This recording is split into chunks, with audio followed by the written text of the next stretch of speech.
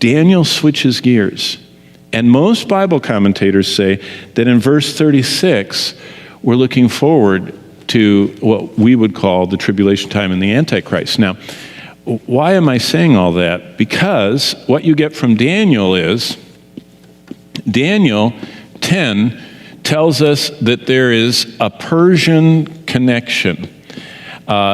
There's something going on with Persia that is specifically pointed out by God. Now, go to Ezekiel. I want to show you Ezekiel 38, because we have our second Persian. Just back up a book. Ezekiel actually was captured and went to the land of Babylon before Daniel. There were 3 times the Babylonians took prisoners, and most likely in the first of the times Ezekiel was taken. In the second group, another group came, and then Daniel went in the final one in 586. But look at chapter 38, and this is what's so interesting. Now the word of the Lord came to me. I'm in Ezekiel chapter 38, and said, Son of man, set your face against Gog in the land of Magog. The prince of Rosh, actually Rosh means prince, so it's the prince or Rosh of Meshech and Tubal. So Rosh doesn't seem to be a separate geographic place. Rosh is always used as a kind of a title, like Pharaoh. Pharaoh isn't a name, it's a title. It's like president. We talk about the president, we know who we're talking about, but in future, if we just say the president, they don't know which one unless they can date us. Well, this Rosh thing is a prince, so it's whoever is the prince in Meshech and Tubal. So that's great, and it doesn't really matter. But look at what it says if you keep going down to verse 5. It says, there are going to be all of these who come against Israel. And I only want you to see the first one in verse 5.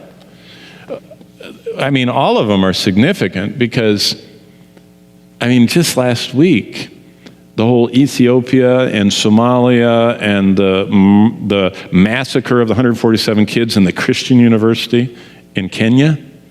The Muslims came in at gunpoint, separated the Christians from the other Muslims, let the Muslims leave, and they butchered the Christians. This whole stirring up of the South the Bible talks about, it's interesting to watch it start. But verse 5, what I want you to see is in Ezekiel 38, who's at the head of the line that's coming against Israel in verse 5? What's the first word there in your Bible? Say it out loud. Persia. So we know that Daniel saw there is the Persian politics were being deeply behind the scenes influenced by this high-ranking principality and power, this demon over a country. Now there's another demon over Greece. He seems to be wasting money right now. If you're following, current world news, the Greeks are going broke and falling out of the euro. And I'm just teasing about that. Probably there's some prophetic implication to that. But what we see is this Persian deal figures into Ezekiel 38, saying that there is going to be a coming invasion of Israel that is headed up by Persia. Now, why is that? Well, if you read the rest, why is that important? If you look at all those other names in verse 5, Persia, Ethiopia, and Libya, and with them, and all the house of Gomer, and Togarmah, and Meshech, and Tubal, and all that group never in history has ever done anything together. This is a historical anomaly looking back. Never in history has Persia, Sudan, Libya, Algeria, Turkey, Central Asia, never have they all attacked Israel, ever. This is a coalition coming. And Ezekiel says the one that's going to rev it up is Persia. If you want to find Persia in the news, it's called Iran. There is no nation on earth that has threatened Israel more completely for annihilation. Now, Hitler just wanted to kill Jews. He didn't care about Israel. He just wanted to kill Jews. The Soviets pogromed the Jews until 1 million of them fled and went to Israel.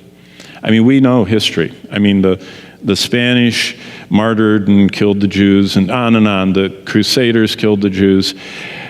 But no country has so frequently, publicly, categorically, even this week said, there's no reason for Israel to continue to exist, and we will destroy them. Not just we don't like them, we're going to boycott them, we're going to apartheid them and economically ruin them. We are going to kill them. Now, last thing, because it's time to go. There's something that always identifies where Satan is involved.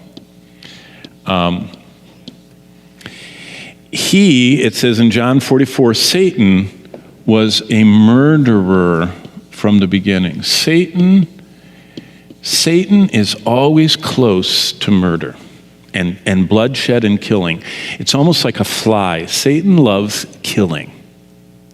That's why I would strongly encourage you, if you're a young man and you have any desire to serve the Lord, you need to abandon killing video games because you're honoring the devil. They're not neutral. Satan came to kill and steal and destroy. Those are the three themes of most male-dominated video games: killing, stealing, destroying. Grand auto theft, stealing, and killing and destroying are all the rest. Satan's realm, he's a murderer, he loves bloodshed, he loves destruction, he calls his demons Abaddon, destroyer, and all that, and this is all the video game stuff. Satan is one who comes to kill and steal and destroy. When Satan is influencing a nation, they only talk about killing and destroying.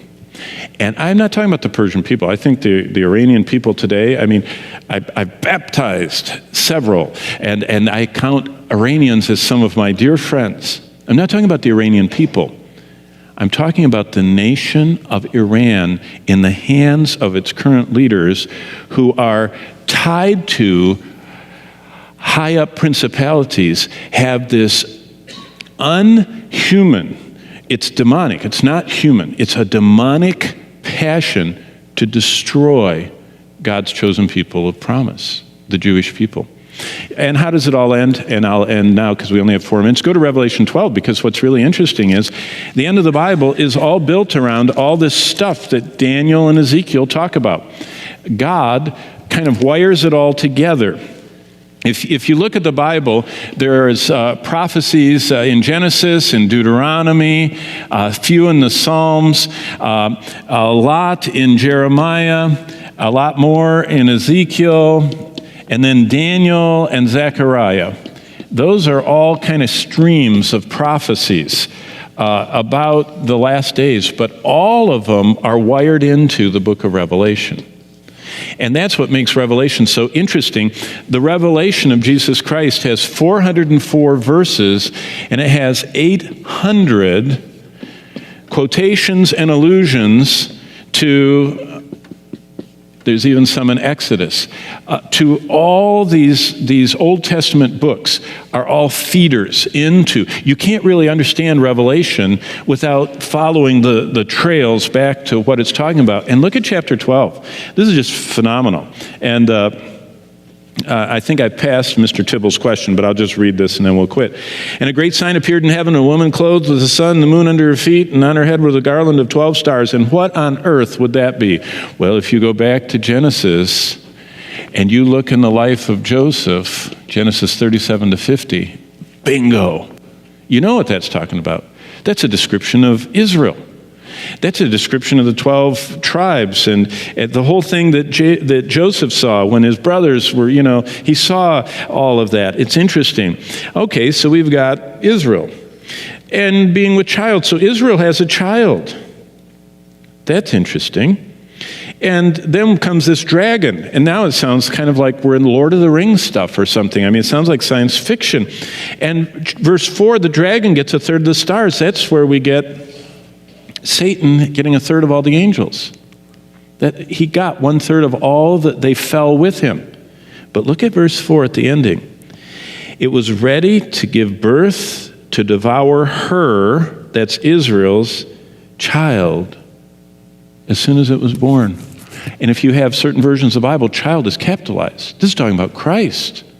So the nation of Israel had Christ, through Mary and, through the seed of the woman. And we've talked about the virgin birth and everything, but it was through the line of David and Abraham, Isaac, and Jacob and the 12 tribes and all that. But look what happens. Verse 5, she bore the male child who was to rule all nations. That's Christ with a rod of iron. That's Psalm 2. I mean, all this stuff is just wired back to the rest of the Bible.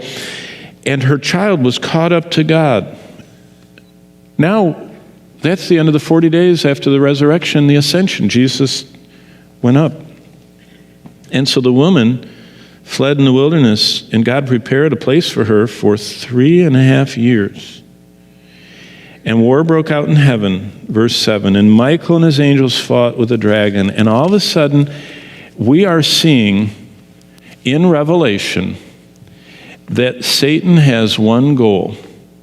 And he's going to use the nations of the world that will be usable. But Satan's goal is, he has one goal. He wants to destroy Israel. Because God made a sovereign election of Israel. And if Satan can destroy them all, it ruins God's plan. And so the whole book of Revelation is all tying together the promises of God that he has sovereignly made to his people, Israel. Why do you think God parks his throne over Jerusalem? If the church took Israel's place, he should park his throne over Rome. The Roman Catholic Church. Or maybe over, Nashville or something. I mean, why does he park it over Jerusalem? Because he has sovereignly elected Israel, and the whole end of the world is all of these prophecies being revealed in how God defeats the devil. And especially when you get to Zechariah, Satan gets every nation on earth to march against Israel. Not Rome and not Washington, Jerusalem. Every nation on earth starts going toward Israel. And Zechariah 12 through 14 says that at the last moment, God rescues Israel. And Israel, Jews, look up and see the one they pierce and mourn and are gloriously saved. So, Mr. Tibble, thank you for asking that. You're not even here tonight, but I'll answer it anyway. In modern news, fascinating is there's a Persian connection to Ezekiel 38, which ties the devil into desiring to destroy Israel. And the current nation he's really fomenting is Iran. And in verse 5 of Ezekiel 38, Iran leads the pack against Israel.